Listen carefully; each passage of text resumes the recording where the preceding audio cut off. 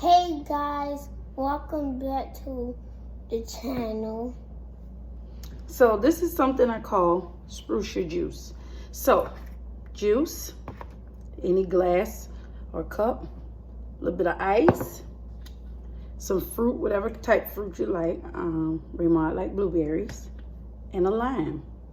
So we take a lime and we just squeeze it around here like so. And you turn it upside down inside the sugar. On a nice little frosted sugar cup. We're gonna go ahead and put our ice in. We're gonna go ahead and put our berries in. Remind, do the honors of the juice.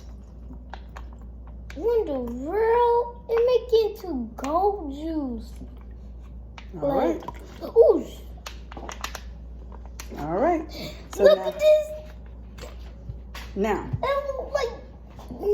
now, taste your juice.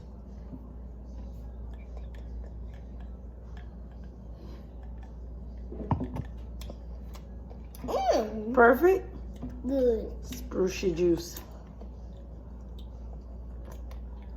It tastes like That is really good. it's gold too. It's gold too. It's gold. Look, Papa. It's gold.